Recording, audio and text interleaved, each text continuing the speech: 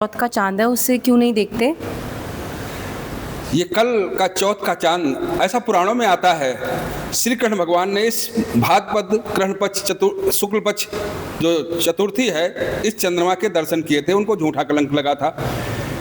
जो सत्राजित थे उन्होंने सूर्य की उपासना किया था।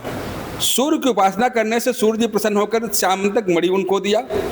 एक दिन सब लोग बैठे हुए थे तो श्री कृष्ण भगवान ने कहा ये तो बहुत अच्छी है, बहुत प्रभावकारी है, क्योंकि वो दूसरे सूर्य के समान डाले हुए प्रतीत हो रहे थे। समय बाद बीत गई। कुछ समय बाद उनका भाई प्रसेन वो घोड़े पर जंगल में शिकार खेलने के बहाने गया। वहाँ पर उसको शेर ने मार दिया। उस शेर के पास हुई शेर को जामवंत जी जो राम जी के अवतार के समय थे वो शेर को मार करके अपनी गुफा में ले गए। अपनी गुफा में ले गए तो उनकी पुत्री जो जामवंती थी उसको खेलने के लिए दे दिया। तो गुफा अंधकार में थी। जब ऐसा आरोप लगा कि कृष्ण भगवान ऐसा कह रहे थे बहुत अच्छी, कृष्ण भगवान ने ये लगता हमारे भाई को मार दिया, तो कृष्ण भगवान ये झूठा आरोप मिटाने के लिए अपने गए और उस गुफा शेर के चिन्हों को ढूंढते ढूंढते गुफा के पास पहुंचे। गुफा अंधकार में थी। चक्र सुदर्शन को आदेश दिया, उजाला किया और गुफा के अंदर पहुंचे तो जामवंती उससे खेल रही थी। जब खेल रही थी तो उसने देखा कि ये कोई आदमी आ गया।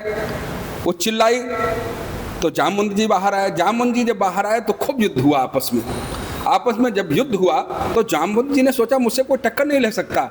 ये प्रभु नारायण ने हमसे, राम जी ने कहा था कि मैं दर्शन दूंगा द्वापर में दूंगा, ये मेरे राम जी हैं।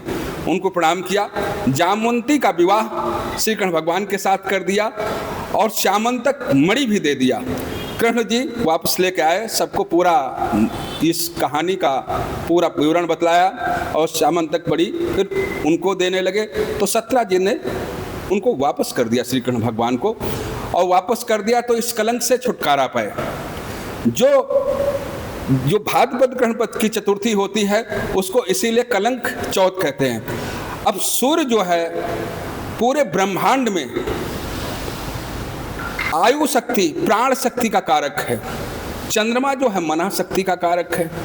सूर्य के प्रकाश से चंद्रमा को प्रकाश प्राप्त होता है। ऐसा संयोग बनता है कि इस दिन जो कल मंगलवार को 26 तारीख को गणेश चतुर्थी है, उस दिन वो त्रिभुज का निर्माण करके किरणें कार्बन डाइऑक्साइड के भाग से चंद्रमा के ऊपर पड़ती हैं, जिससे कि चंद्रमा मन का कारक होता है। व्यक्तियों के ऊपर उस किरणों का प्रभाव अगर पड़ेगा तो मन की चंचलता हो जाएगा, दूषित मन हो जाएगा, दूषित विचार आ जाएंगे, एक दूसरे को आरोप लगा सकते हैं। तो इस कारण से वैज्ञानिक दृष्टि से चंद्रमा को नहीं देखना चाहिए।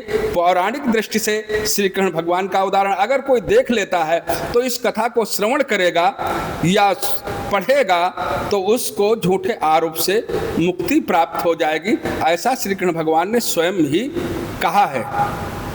और कुछ जो जानकारी भक्तजन चाहते हैं मैं समय समय पर YouTube के माध्यम से, वीडियो के माध्यम से देता रहूँगा। और आप हमारे वीडियो को बोलिए लाइक करें और सब्सक्राइब करें। राम राम राम।